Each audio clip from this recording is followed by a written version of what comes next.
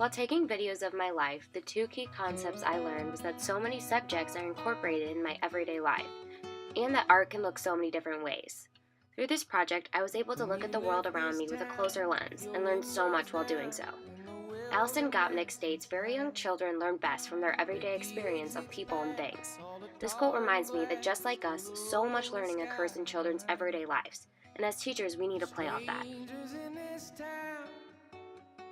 When thinking about my identity, I think about who I am as a person and what is important to me. Like being an artist and my love for creativity and art. I think about being a musician and my love for music and singing, whether that's playing the guitar or singing with my a cappella group or playing the piano. Music has always been a part of my life and is a big part of who I am. Another big part of my identity is being an educator. I've learned so much about myself through Mizzou's early childhood education program, and I'm so grateful to have grown as a teacher alongside such wonderful individuals.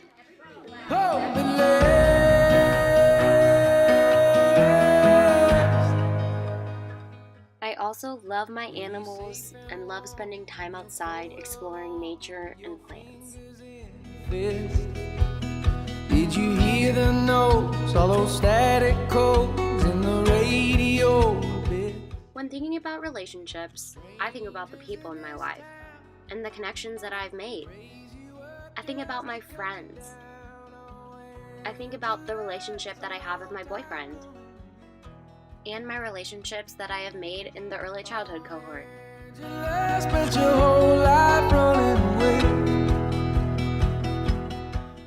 While taking videos of my relationships, I began to notice connections to math and science in my everyday life. I thought about all the different types of plants present at the botanical gardens.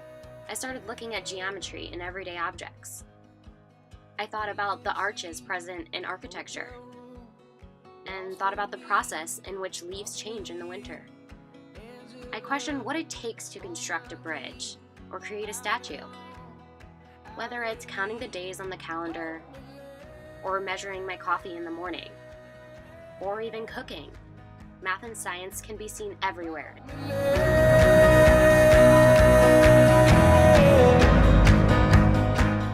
When thinking about stories, I think about what we decide to share with people. I think about the stories that we share over dinner, or the stories that we share by a fire.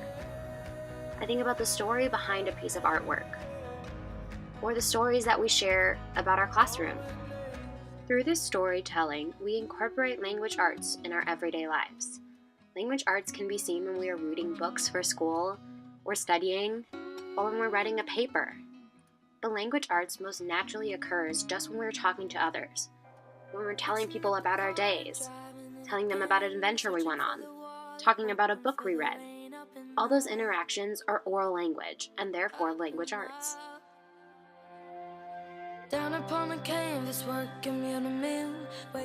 Finally, when I think about celebrations, I think about all the things in my life that make me happy, like going to a movie with my classmates,